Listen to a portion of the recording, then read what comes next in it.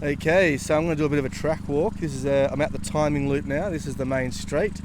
As you can see, gets rutted in places. So yeah, it's really cool. It's one of the fun things about off-road 1/8, where you get the racing lines changing throughout the day. That's the pit area, obviously. So this is the main straight. So it comes down here.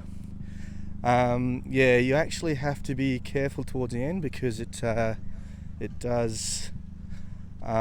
gets pretty loose on the outside, so you don't want to be out on the outside. And it's a sharp 90 degrees around here.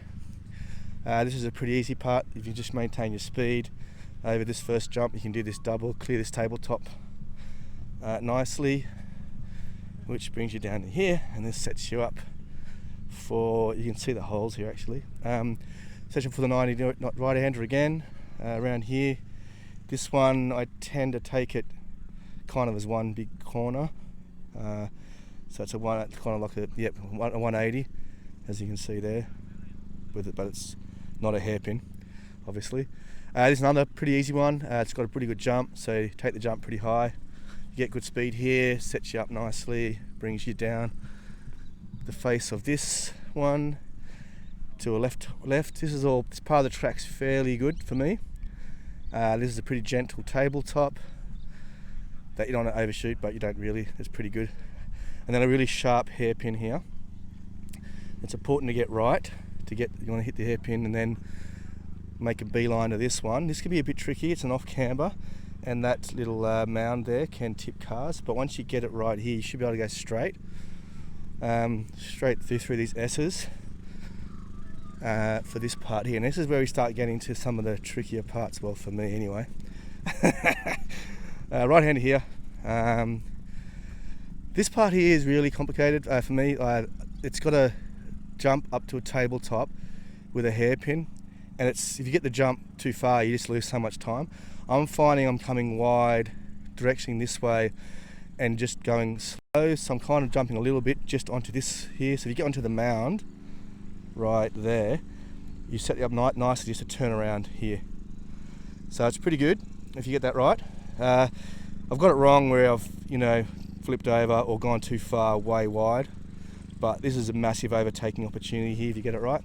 Set you up for this, make a beeline for this corner, hang a left here. Now this one here is all pretty good. Like I usually come pretty wide here and then hit this apex over here, and then from here I tend to go just the corner to corner, so it's pretty good. Gotta watch out for this tyre. I've hit that before and it's flipped my car over. And then here it gets really rough here, but you just take this tabletop relatively easy. That's for first jump, you do a single, and then this one's it's deceptive. It's actually quite easy to take.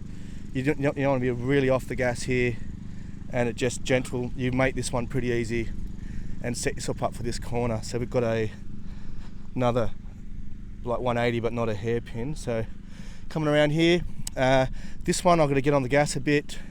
It can be tricky because you can get over this first one. You need to go fast enough to get over this, but if you land on the tabletop, it can bounce you. You want to get just past it, but it's not always easy for me anyway. I guess the good guys can do it better. Then another hairpin. This one, another one, you want to go probably medium, not too fast.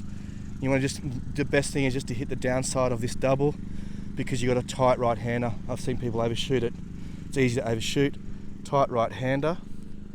Come around here, this is pretty much just the end here.